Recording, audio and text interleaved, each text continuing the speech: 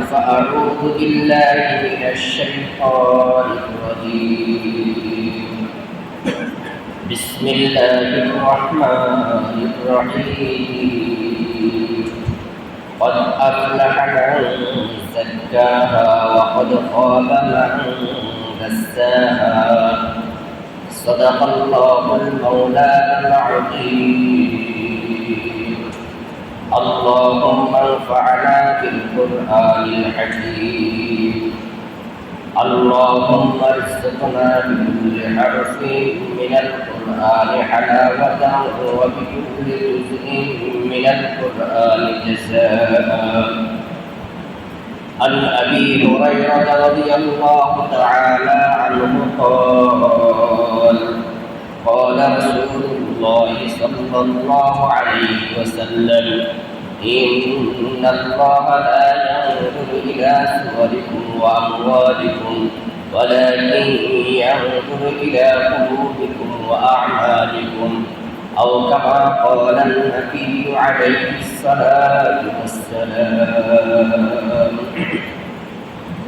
شكر محبة الشكر والمجد والفرق اللهم صل على محمد وعلى آل محمد كما صليت على إبراهيم وعلى آل إبراهيم إنك حميد مجيد اللهم بارك على محمد وعلى آل محمد كما باركت على إبراهيم وعلى آل إبراهيم إنك حميد مجيد قالوا سبحانك لا علم لنا إلا ما علمتنا إنك أنت العليم الحكيم معزز محترم সম্মানিত মুসলিয়ানে کرام মহান আল্লাহ রাব্বুল আলামিনের দরবারে অসংখ্য অগণিত শুকর যে আল্লাহ রাব্বুল আলামিন দয়া করে মায়া করে মহব্বত করে ভালোবেসে তার ঘরে সবার আগে এসে হাজিরা দেওয়ার তৌফিক আনায়াত করেছে। এই জন্য হৃদয়ের গহীন থেকে মহব্বতের সাথে একবার কালিমাত শুকর আদায় করে নিয়ে সবাই বলে আলহামদুলিল্লাহ। গত জুমাতে আলোচনা করা হয়েছিল যে দুনিয়ার জীবনে শান্তি পেতে হলে এবং পরকালে সুখ পেতে হলে নিজের কলব নামক স্থানটাকে পবিত্র রাখতে হবে। এই পবিত্র রাখার কয়েকটি সিস্টেম আছে, নিয়ম আছে, পদ্ধতি রয়েছে। তার মধ্য থেকে সর্বোৎকৃষ্ট পদ্ধতি হল বেশি বেশি করে আল্লাহ তাআলা জিকির করা। যেমন কোনো জমিন যদি চাষাবাদ করে, চাষাবাদ করার আগে জমিনটাকে পরিষ্কার পরিচ্ছন্ন করে নেয়, এরপরে ফসল ফলায়। যতদিন পর্যন্ত জমিনে ফসল থাকে ততদিন পর্যন্ত আগাছা মুক্ত থাকে, ওই জমিনটা আগাছা মুক্ত থাকে। ঠিক যেই ঘরের মধ্যে ঘরের অধিবাসীরা বসবাস করে এবং সব সময় পরিষ্কার ঝাড়ু দিয়ে পরিষ্কার রাখে, রাতের বেলায় আলো জ্বালিয়ে রাখে, তখন ওই ঘরের মধ্যে ঘর বিধ্বংসী কোনো পোকামাকড় আসে না, চোর ডাকাতও ঢুকে না। কারণ ঘরের মালিক সতর্ক, স্বচ্ছ এবং জাগ্রত। ঠিক তদ্রূপভাবে যে ব্যক্তি সদা সর্বদা আল্লাহ তাআলার জিকির করবে, তখন সদা সর্বদা আল্লাহ তাআলার জিকির করার দ্বারা তার কলবটাও পরিষ্কার পরিচ্ছন্ন থাকে, জাগ্রত থাকে। তখন এই কলবের মধ্যে শয়তান নামক চোর ডাকাত ঢুকতে পারে না, কিসব, হিংসা, গীবত নামক পোকামাকড় ঢুকতে পারে না। কলবটা কি থাকে? পরিষ্কার পরিচ্ছন্ন থাকে। তখন এই কলবের মধ্যে আল্লাহ তাআলা বসবাস করে। তখন তার জিন্দেগিটা হয় মধুর, পরকালের জীবনটাও তার মধুর হবে। আলা বিযিকরিল্লাহি তাতমাইন্নুল কুলুব। কোরআনে কারীমে আল্লাহ তাআলা বলে দিয়েছেন, অন্তরে যদি সুখে রাখতে হয়, অন্তরকে যদি সুখে রাখতে হয়, শান্তিতে রাখতে হয়, পেরেশান মুক্ত রাখতে হয়, তাহলে বেশি বেশি করে আল্লাহ তাআলার জিকির করো। জিকিরের দ্বারা কলব শান্তি পায়। জিকির দ্বারা কলব শান্তি। ওই আলোচনার ধারাবাহিক একটা আলোচনা আমরা আজকে করব যদি আল্লাহ তাআলা তৌফিক এনায়েত করে। তো গত জুমাতে এটাও বলে দেওয়া হয়েছে যে আল্লাহ তাআলার সবচেয়ে পছন্দনীয় কিছু জিকির আছে। তার মধ্য থেকে আল্লাহ তাআলার সবচেয়ে বেশি পছন্দনীয় জিকির হলো চারটা: সুবহানাল্লাহ, আলহামদুলিল্লাহ, লা ইলাহা ইল্লাল্লাহ, আল্লাহু আকবার। সুবহানাল্লাহ, আলহামদুলিল্লাহ, লা ইলাহা ইল্লাল্লাহ, আল্লাহু আকবার।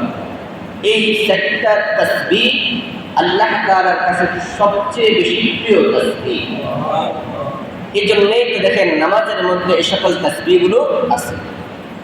যেমন রুকুর মধ্যে যান সুবহানা রাব্বিয়াল আযীম, সিজদার মধ্যে যান সুবহানা রাব্বিয়াল আ'লা। রুকু এবং সিজদাতে যাওয়ার সময় আল্লাহু আকবার। তার মানে বোঝা গেল এই সকল তাসবিহগুলো আল্লাহ তাআলার কাছে খুব প্রিয় বিদায় আল্লাহ তাআলা এই তাসবিহগুলো নামাজের মধ্যে যুক্ত করে দিয়েছেন।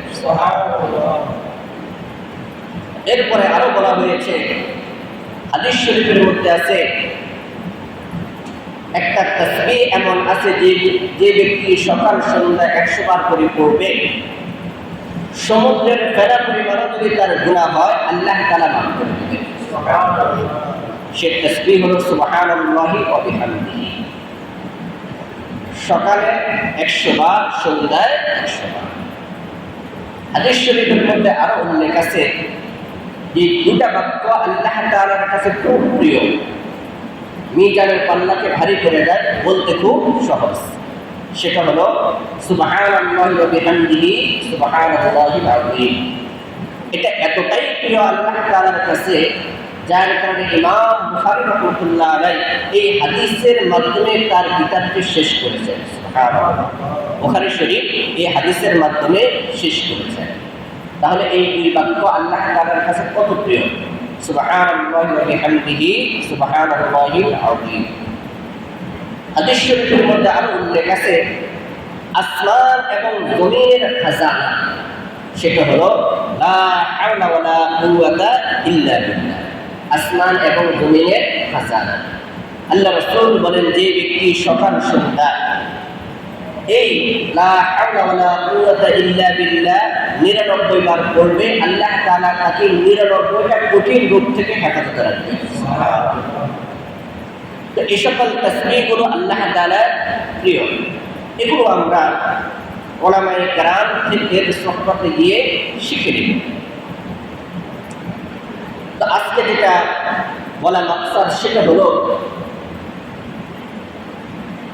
দুনিয়াতে সফল হতে হলে, আখিরাতে সফল হতে হলে আল্লাহ তাআলা কি বলছেন যে তোমার কলবটাকে গুনাহমুক্ত রাখতে। সূরা শামসের মধ্যে আল্লাহ তাআলা বলেন, قد أفلح من زكاها وقد خاب من دساها। তোমাদের মধ্যে সফল হয়ে গেছে ওই সকল ব্যক্তি। দেখেন আল্লাহ তাআলা কি বলছেন, সফল হয়ে গেছে মানে নিশ্চিত সফলতা। قد أفلح من زكاها وقد خاب من دساها। আল্লাহ তাআলা বলেন অবশ্যই নিশ্চিত সফল হয়ে গেছে ওই সমস্ত মানুষ যারা নিজেদেরকে পরিশুদ্ধ করে নিয়েছে। وقد خاب من دساها, এবং ওই সকল মানুষ নিশ্চিত ক্ষতিগ্রস্ত হয়ে গেছে। ক্ষতিগ্রস্ত হয়ে গেছে নিশ্চিত, যারা নিজেকে পরিশুদ্ধ করতে পারল না, নিজেকে কলুষিত করে ফেলেছে।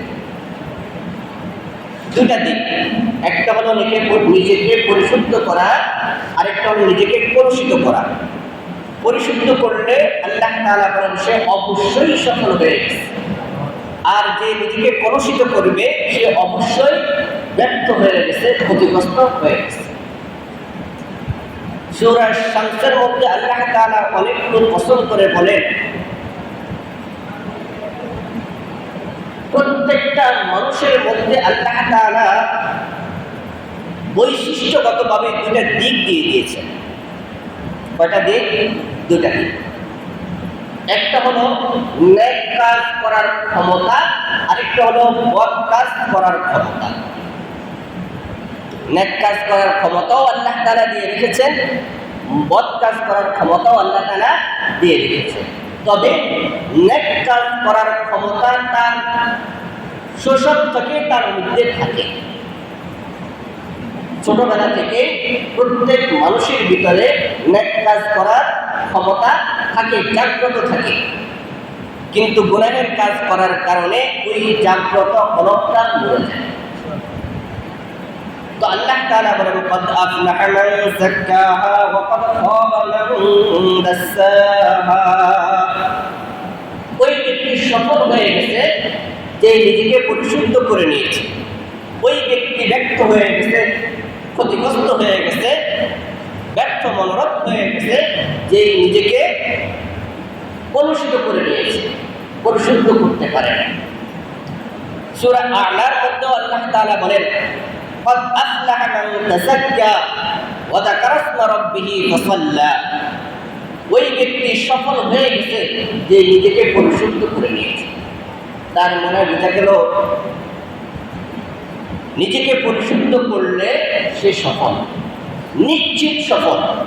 কোরআনে কারীমের মধ্যে আল্লাহ তাআলা তাকিদ দিয়ে বলেছেন, অবশ্যই শব্দ ব্যবহার করে বলেছেন যে সফল হয়ে গেছে যে নিজেকে পরিশুদ্ধ করে ফেলেছে। মুসলিম শরীফের একটা হাদিস, عن أبي هريرة رضي الله تعالى عنه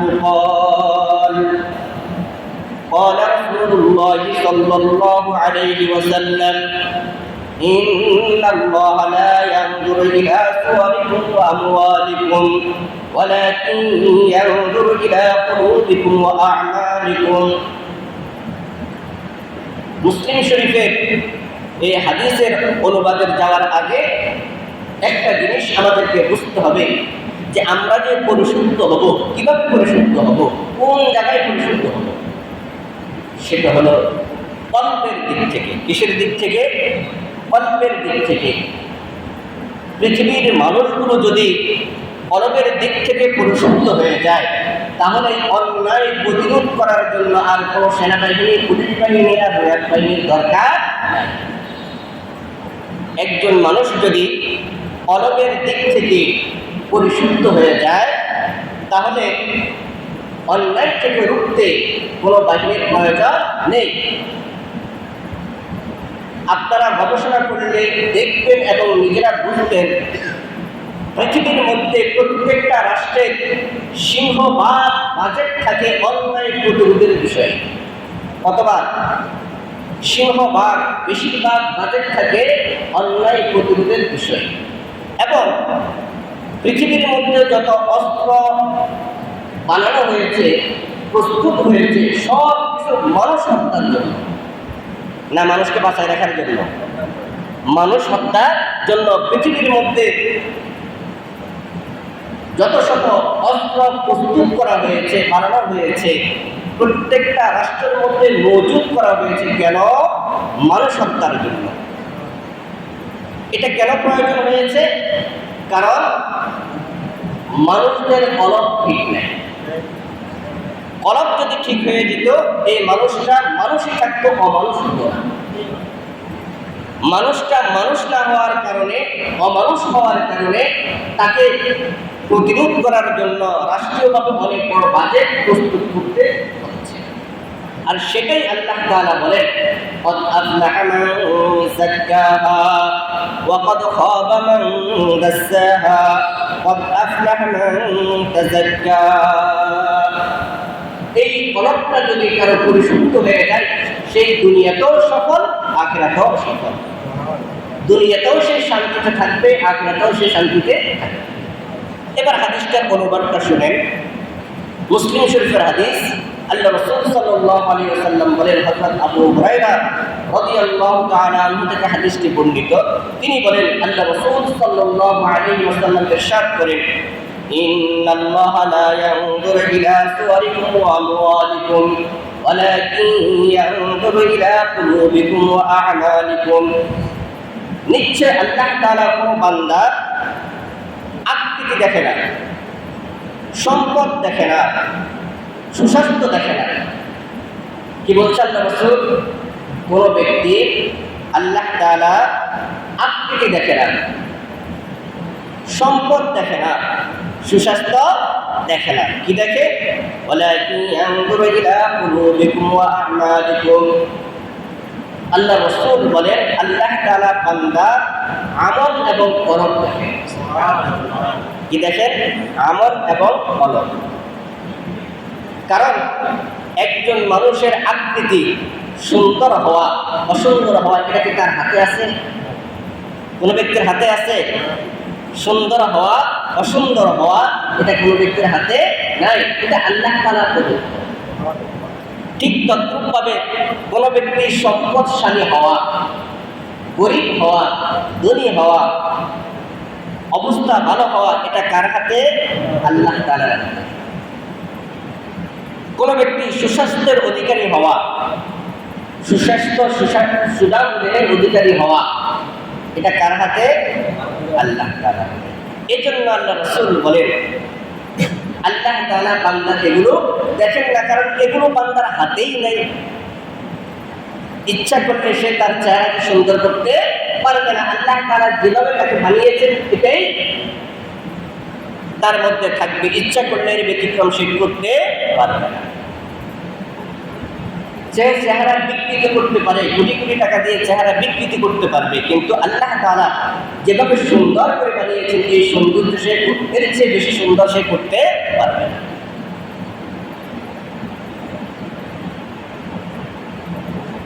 আল্লাহ তাআলা বান্দার কি দেখেন? কলব দেখেন, আমল দেখেন। কারণ কলব এবং আমল এটা পরিষ্কার রাখা, এটা বান্দার হাতে।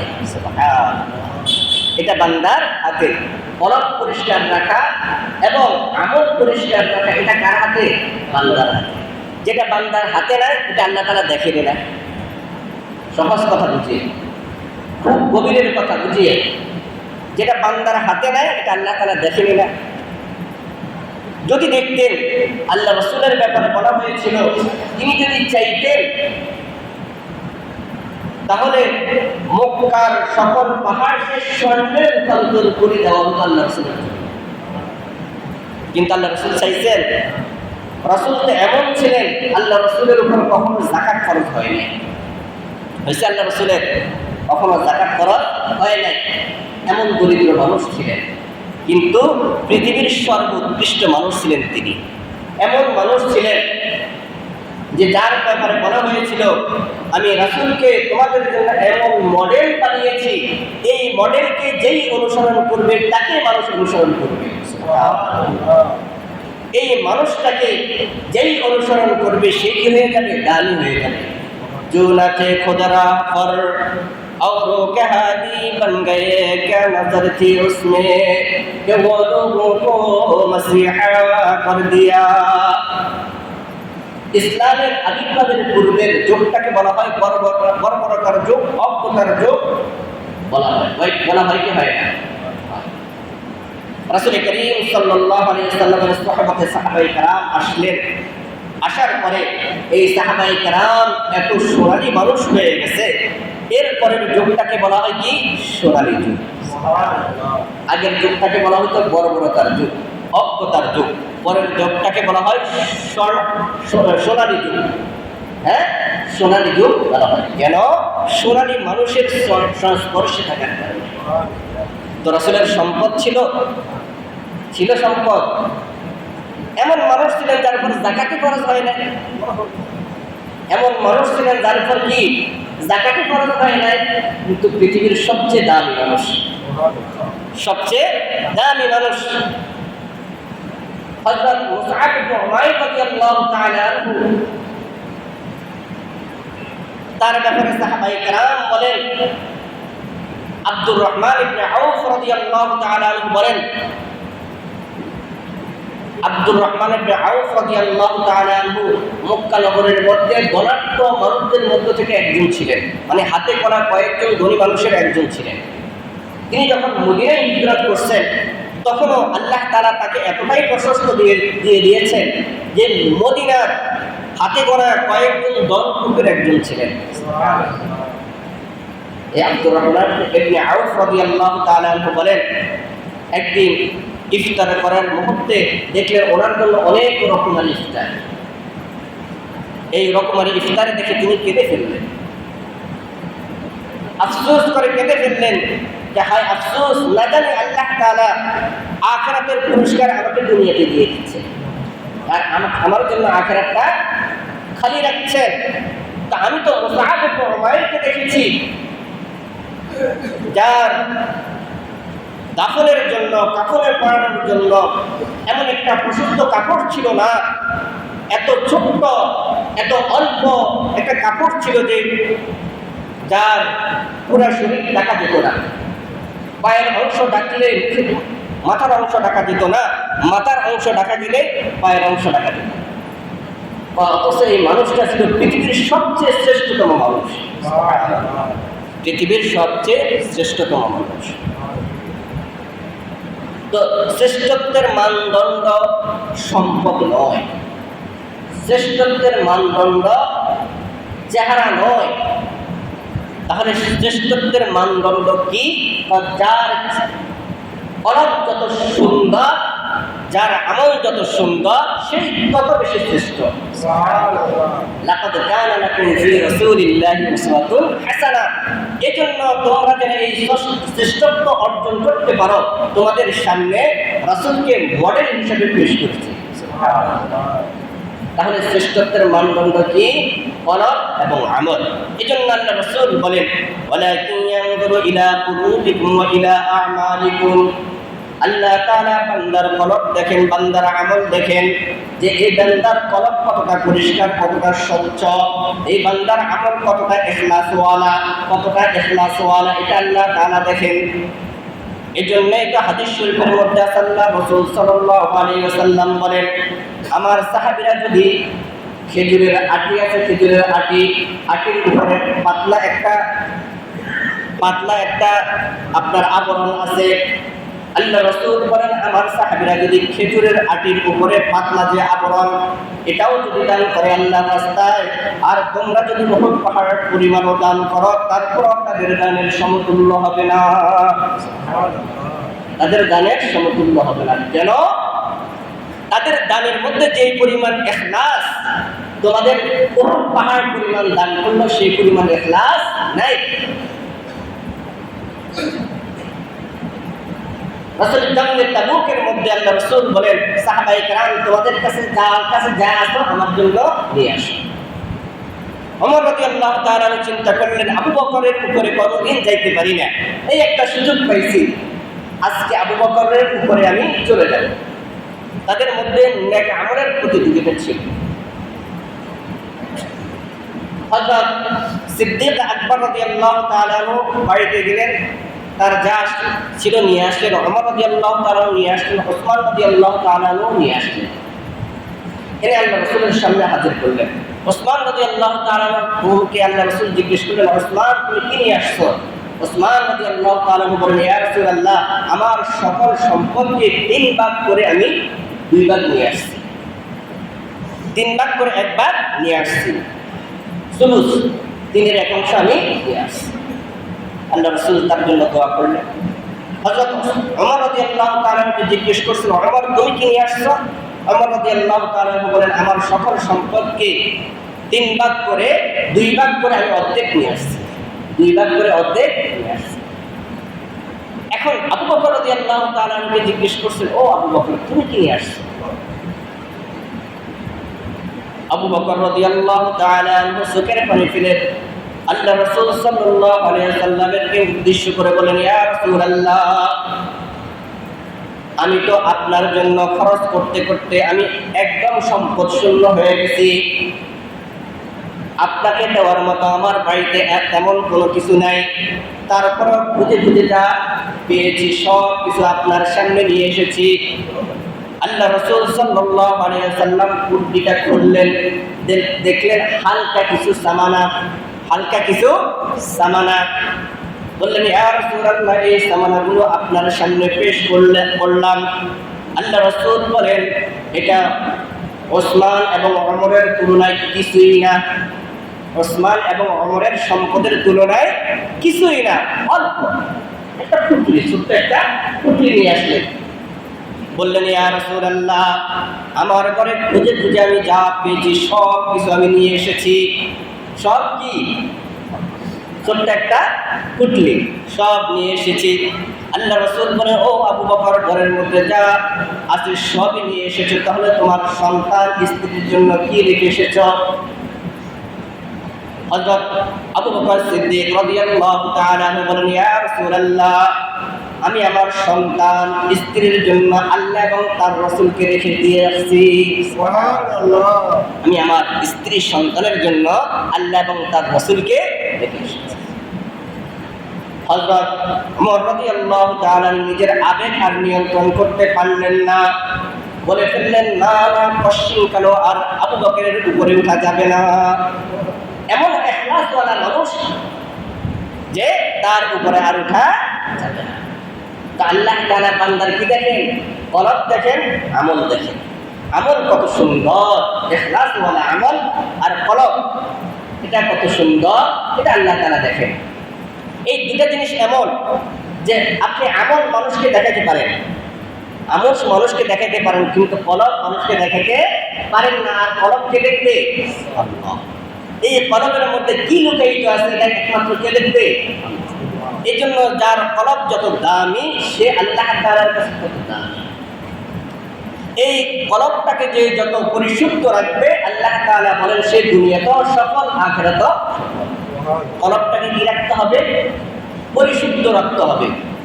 হাদিস শরীফের মধ্যে আছে, আল্লাহ রাসূল সাল্লাল্লাহু আলাইহি ওয়াসাল্লাম বলেন, বুখারী মুসলিমের হাদিস, হযরত নু'মান ইবনে বাশীর রাদিয়াল্লাহু তাআলা আনহু থেকে হাদিস, আলা ওয়া ইন্না ফিল জাসাদি মুদগাতান ইযা সালাহাত সালাহাল জাসাদু কুল্লু ওয়া ইযা ফাসাদাত ফাসাদাল জাসাদু কুল্লু আলা ওয়া হিয়াল কলব। মানুষের দেহের ভিতরে একটা গোশতের টুকরা আছে। মানুষের দেহের ভিতরে একটা কি আছে? গোশতের টুকরা আছে। তো এটা যদি সুস্থ থাকে, মানুষ সুস্থ, আর এটা যদি অসুস্থ হয়ে যায়, মানুষ কি? অসুস্থ। তা আল্লাহ তাআলা বলছেন কলবটাকে পরিশুদ্ধ রাখতে, সুন্দর রাখতে।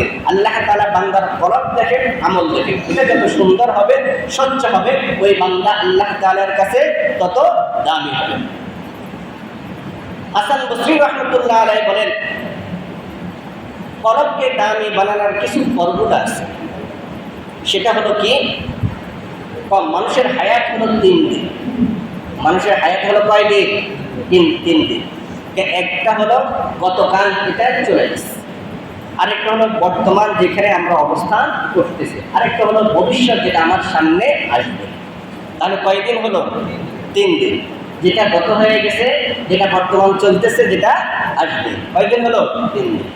যেটা চলে গেছে, আপনি ভালো করেন আর মন্দ করেন, হাজারো চেষ্টা করলে এটা আর ফিরে আনতে পারবেন না। কি পারবেন?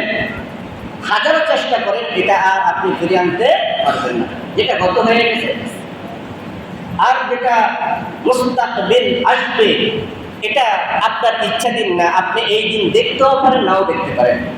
আপনার জীবনে এই দিন আসতেও পারে, নাও আসতে পারে। তাহলে মুস্তাকবিল এটাও আপনার হাতে না, মাজিও আপনার হাতে না। মাজি মানে অতীতকাল, গতকাল, যেটা আপনার থেকে চলে গেছে, এটাও আপনার হাতে এখন আর নাই।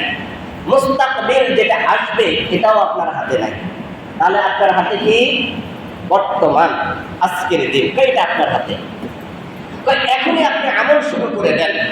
শয়তান আপনাকে ওয়াসওয়াসা দেয় যে আগামীতে ভালো হয়ে যাব, দাড়ি যখন সাদা হয় ভালো হয়ে যাব, মেয়ে যখন বিবাহ করাবো ভালো হয়ে যাব, দাড়িটা সুন্দর করে রেখে দেবো, ভালো হয়ে যাবো, পাক্কা মৌলবী। অথবা ছেলেটারে যখন বিবাহ করাবো ভালো হয়ে যাব, পাক্কা মৌলবী হয়ে যাবো। হযরত হাসান বসরি রাহমাতুল্লাহ আলাইহি বলেন যে তুমি কবে পাক্কা মৌলবী হইবা, তোমার মেয়েকে কবে বিবাহ দিবা, তোমার ছেলেকে কবে বিবাহ করাইবা, তোমার দাড়ি চুল কবে পাকবো, এই সময়টা পাবে কিনা এটা নিশ্চয়তা নাই। অতএব তোমার নিশ্চয়তা কোন দিন? যেদিন তুমি এখানে আসছো। অতএব তুমি এখনই হিম্মত করো।